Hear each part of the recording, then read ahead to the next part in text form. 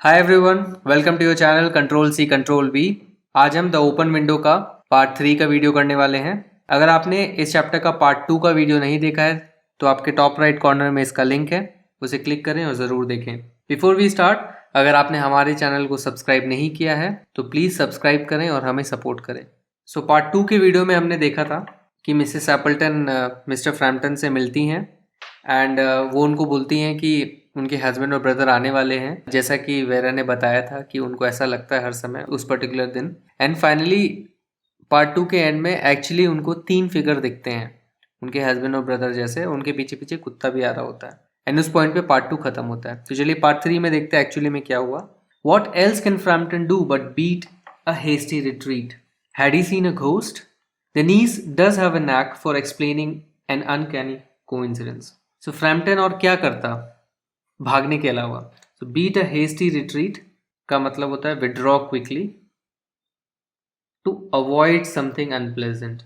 So कुछ unpleasant चीज़, ऐसी चीज़ जो आपको पसंद नहीं या ऐसा लग रहा है कि आपको नुकसान पहुंचाएंगी, ऐसी चीज़ को अवॉइड करने के लिए जब आप भाग खड़े होते हैं, then you can use this word beat a hasty retreat. In fact retreat का वर्ड जो है हमने पार्ट 1 में देखा था, जिसका मीनिंग हमने देखा था कि it's a quiet and secluded place. But मैंने आपको वो भी बताया था कि रिट्रीट एज अ वर्ब का मीनिंग होता है टू विड्रॉ, विड्रॉ करना या भाग जाना, लीव करना, टू लीव। क्या उन्होंने घोस्ट देखा? क्या उन्होंने भूत देखा? Denise does have a knack for explaining an uncanny coincidence. Have a knack का मतलब होता है have natural talent. तो अगर आपके पास किसी चीज़ के लिए भी नेचुरल टैलेंट है, फॉर एग्जाम्पल अगर आपको अच्छा म्यूज़िक बजाना आता है, so you can say I have a knack for music, कि मेरे पास एक नेचुरल टैलेंट है इस चीज़ के लिए, म्यूज़िक बजाने के लिए। सो हैव अ नैक मतलब उनका नेचुरल टैलेंट है। एंड क्या चीज़ के बारे में बोल रहे हैं?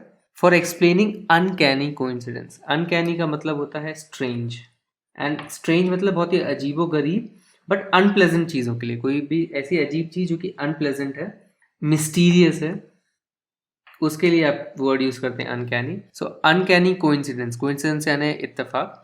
सो नीस के पास एक नेचुरल टैलेंट है एक मिस्टीरियस कोइंसिडेंस को एक्सप्लेन करने के लिए। so, इसका क्या मतलब है, हम पार्ट 3 में चलिए पढ़ते हैं। Frampton grabbed wildly at his stick and hat. The hall door, the gravel drive, and the front gate were dimly noted stages in his headlong retreat. A cyclist coming along the road had to run into the hedge to avoid imminent collision. Grab wildly at का मतलब होता है grasp suddenly. सो उन्होंने अपनी stick और अपना hat एकदम जल्दी से पकड़ा, अचानक से पकड़ा, और फिर वो भाग खड़े हुए।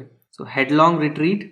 सो हेडलॉन्ग का मतलब अगेन हेस्टी होता है, एंड हेस्टी रिट्रीट हमने देखा था, इसका मतलब होता है कि भाग जाना, विड्रॉ कर लेना। सो उन्होंने अपनी स्टिक पकड़ी, अपना हैट पकड़ा और वहां से भाग खड़े हुए। The hall door, the gravel drive. So जो भी हॉल का डोर था, जो ग्रेवल ड्राइव थी, सो ड्राइव यानी जो एरिया जहाँ पे आप गाड़ी लेके घर की ओर आते हैं, that is called the drive. And gravel से भरा हुआ है, सो पत्थरों से भरा हुआ है, तो इसलिए उसको ग्रेवल ड्राइव कहा गया। So gravel drive and the front gate were dimly noted stages. So dimly noted stages का मतलब होता है हार्डली नोटिस्ड, मतलब वो इतने तेज भाग खड़े हुए कि उन्होंने हार्डली नोटिस किया कि हॉल डोर आया या ग्रेवल ड्राइव आया या फ्रंट गेट आया। उनकी तरफ साइकिल पे सवार एक पर्सन आ रहा था एंड उनको क्या करना पड़ा, हेज की तरफ साइकिल को ले जाना पड़ा। हेज का मतलब होता है फेंस मेड ऑफ बुशेस। सो झाड़ियों से बनी हुई जो भी फेंस या बाउंड्री होती है उसको आप हेज बोलते हैं। फॉर एग्जाम्पल इस तरह की आपने बाउंड्रीज देखी होगी बहुत जगह पे, सो इनको हेज बोलते हैं। सो हेज की ओर अपनी साइकिल को दौड़ा दी उन्होंने ताकि वो इमिनेंट कोलिजन से बच सकें, सो उनसे टकराने से बच जाएं, इसलिए वो हेज की तरफ चले गए। सो इमिनेंट का मतलब होता है something that is just about to happen. So कोई भी चीज़ अगर तुरंत जस्ट होने वाली है तो आप उसको बोलते हैं imminent, that thing is imminent.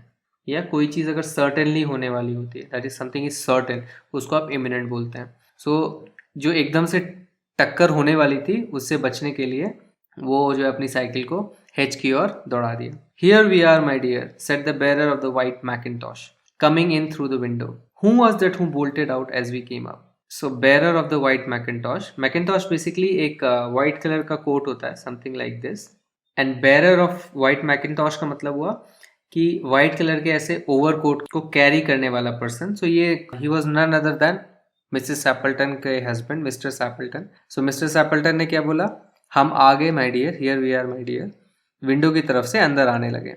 और वो उनसे पूछते वो कौन था जो इस तरह से भाग खड़ा हुआ। Who was that who bolted out as we came up? जैसे ही हम आया कौन भाग खड़ा हुआ, bolted out यानी ran out. A most extraordinary man, a Mr. Nuttall, said Mrs. Sappleton. He could only talk about his illnesses and dashed off without a word of goodbye or apology when you arrived. One would think he had seen a ghost. A most extraordinary man. Extraordinary का यहाँ पे मतलब है unusual, बहुत ही अजीब. So बहुत ही अजीब आदमी, a Mr. Nuttall, एक Mr. Nuttall, वो सिर्फ अपने इलनेसेस के बारे में बात कर रहे थे। And dashed off, dashed off का अगेन मतलब होता है रैन ऑफ। एंड वो भाग गए विदाउट सेइंग गुड बाय या without a word of apology, without goodbye कहे या कुछ सॉरी बोले, एकदम से भाग खड़े हुए जैसे आ पाए। One would think he had seen a ghost, ऐसा लगता है कि उन्होंने भूत देख लिया। I expect it was the spaniel, said Denise calmly. He told me that he had a horror of dogs. He was once hunted into a cemetery somewhere on the banks of Ganges by a pack of dogs and had to spend the night in a newly dug grave with the creature snarling and grinning and foaming just above him, enough to make anyone lose their nerve. Romance at short notice was a speciality. Saki.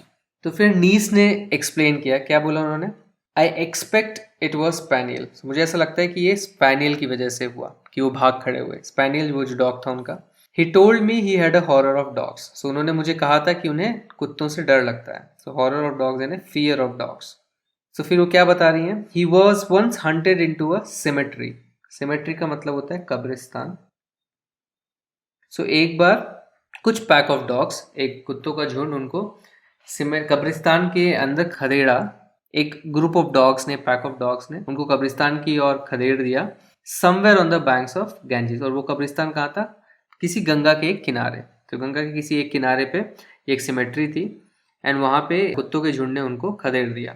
He had to spend the night in a newly dug grave, और उनको पूरी रात कहाँ गुजारनी पड़ी? एक freshly डग, एक नए खुदे हुए कब्र में उनको गुजारनी पड़ी। With the creature snarling and graining and foaming just above him, और वो उस खड्डे में अंदर थे और ऊपर जो डॉग्स थे वो कैसे क्या कर रहे थे? स्नार्ल कर रहे थे। वो स्नार्लिंग, स्नार्लिंग का मतलब होता है ग्राउलिंग विद बेयर टीथ। सो दांत दिखा के आवाज करना, ग्राउलिंग की आवाज करना, डरावनी, सो उसको स्नार्लिंग बोलते हैं। एंड ग्रीनिंग, ग्रीनिंग यानी smiling broadly, and foaming, and झाग निकालते हैं। सो इस तरह का बेसिकली कुछ सिनेरियो था जिसमें बहुत ही खतरनाक तरीके के डॉग्स थे जो स्नार्ल कर रहे थे, ग्रिन कर रहे थे, बेसिकली दांत दिखा रहे थे और उनके मुंह से झाग निकल रहे थे। और वो कहाँ थे? जस्ट उस ग्रेव के ऊपर थे। तो ग्रेव के नीचे वो घुस गए थे एंड उनके ऊपर ऐसे डॉग्स जो हैं उनकी ओर देख रहे थे।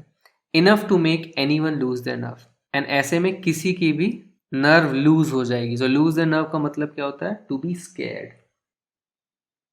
सो अगर आप बोलेंगे कि मैं डर गया, so you can say I lost my nerve. So instead of saying कि आई गॉट स्कैर्ड, आप बोल सकते हैं कि I lost my nerve. And आपने देखा कि इस चैप्टर में नर्व से रिलेटेड बहुत सारे फ्रेजेस हमने नोटिस किए। So nerve, for example, nerves का मतलब होता है, हमने देखा कि एंग्जाइटी के लिए यूज करते हैं हम, एंग्जाइटी या tension. Get over someone nerves एक फ्रेज हमने देखा था। बैड नर्व्स हमने देखा था। सो इस तरह से बहुत सारे यूसेज है। एंड फाइनली एक नया यूसेज है, lose their nerve. Romance at short notice was a speciality. And finally author ने एक नोट लिखा है, and this is the note जिससे आपको पूरी स्टोरी समझ में आती है। So romance at short notice was a speciality.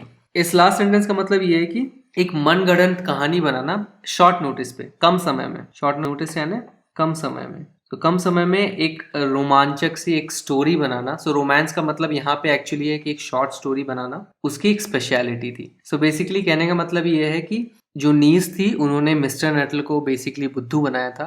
सो उन्होंने मनगढ़ंत एक कहानी बनाई और उन्होंने बोला कि इस तरह से जो है तीनों मर गए थे, उनके हस्बैंड और उनके ब्रदर, एंड इस तरह से ओपन विंडो आते थे, इसलिए ये आज तक ओपन रखती हैं इस विंडो को उनके इंतज़ार में। सो नीस को पता था कि जब वो शाम को वापस लौटेंगे तो इधर से लौटेंगे, एंड जब ऐसा होगा तो मिस्टर नटल को लगेगा कि उन तीनों का भूत आ रहा है। सो उन्होंने इतने क्लेवरली एक स्टोरी क्रिएट की उनको परेशान करने के लिए। एंड फाइनली जब वो भाग खड़े हुए, जब उनका उसका प्लान सक्सेसफुल हो गया, तो फाइनली वेरा ने एक और नई स्टोरी, मनगढ़ंत स्टोरी उनको बताई कि वो क्यों भाग खड़े हुए, क्योंकि उनको कुत्तों से डर लगता है। सो काफ़ी इंटरेस्टिंग स्टोरी थी है एंड काफ़ी सस्पेंस से भरी हुई थी, क्योंकि एंड तक हमें समझ में नहीं आ रहा था कि एक्चुअली हुआ क्या। इनफैक्ट ये लास्ट पैराग्राफ, ये जो पैराग्राफ है, इसमें ही क्लियर होता है, क्योंकि जब वो बता रही थी कि उन्होंने हमें बताया कि एक हॉरर ऑफ डॉग्स है उनको, सो हमें पता है कि ऐसा कुछ भी नहीं बताया था उन्होंने, क्योंकि सारी कॉन्वर्सेशन हम पढ़ के आ चुके हैं पार्ट 1 में, एंड हमें पता है ऐसा कुछ भी नहीं डिस्कशन हुआ उनका। तो इससे समझ में आता है कि जो पूरी स्टोरी है ये खुद बना रही है वेरा उनको डराने के लिए।